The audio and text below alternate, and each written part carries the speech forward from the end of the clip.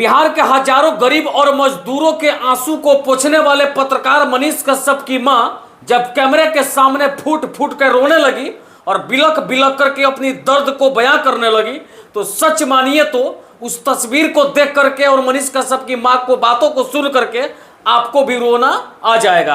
हम आगे बहुत सारी चीजें बताएंगे, उससे पहले उस मां का दर्द सुनिए जिसके बेटा ने केवल यह गुनाह किया कि उसने गरीब और मजदूरों के आवाज को उठाने का प्रयास किया। पहले आप उस मां की उस बिलकते हुए आवाज को सुनिए, बाकी हम फिर बताते हैं। आंख से लूर को भी ना सुखेला, रात भर आंख से लूर गिरे था। अभी हम सुतरनिया रोते रनिया, हमरा आंख से आंसू कमो ना कलन मम्मी, हमरा माँ के आंख से आंसू ना गिरे के चाहिए। कोई लोर के पूछबैया ये बड़ा नहीं खेलो को हमरा का बच्चा रात भर आंख से आंसू गिरल, आंख बनल दोनों बुझा तो आंख से उतना लौकत भी नहीं किया। अभी आप जिस माँ के दर्द को सुन रहे थे, ये मनीष कश्यप की माँ है जो वर्तमान समय में बेतिया से दिल्ली चली गई है और दिल्ली में मनीष कश्यप के छोटे भाई करण कश्यप भाई के साथ में रह रही है। और दिल्ली इसलिए गई है कि 21 तारीख को सुप्रीम कोर्ट में मनीष कश्यप के केस को लेकर के सुनवाई होने वाली है।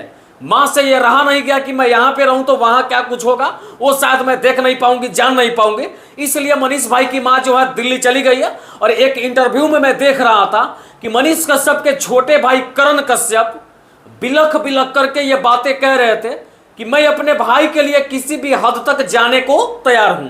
अगर सरकार की नजरों में मनीष कश्यप ने बहुत बड़ा गुनाह किया है और सरकार चाहती है तो सार्वजनिक तौर पे, सार्वजनिक तरीके से और सार्वजनिक जगह पे, यानी कि समझिए कि पूरी वीडियो में जनता के सामने मैं उनके पैर पे गिर करके माफी मांगने को तैयार हूं, लेकिन मेरे भाई को वापस कर दिया जाए, उसे वापस बिहार लौटा दिया जाए। यह बात करण कश्यप खुद कह रहे थे इंटरव्यू में, जिसे सुन करके शायद आपका भी मन व्यथित हो उठेगा। आप ये सोचने पे मजबूर हो जाएंगे कि कल तक जिसका भाई अधिकारियों और नेताओं की आंखों में आके डाल करके ये सवाल पूछा करता था, आज उसका भाई इतना टूटा हुआ क्यों नजर आ रहा है। जी हाँ, मैं आपको बिल्कुल सही बात बता रहा था कि मनीष कश्यप के भाई करण कश्यप और उनकी मां जो है बिल्कुल पूरी तरीके से टूट गए हैं।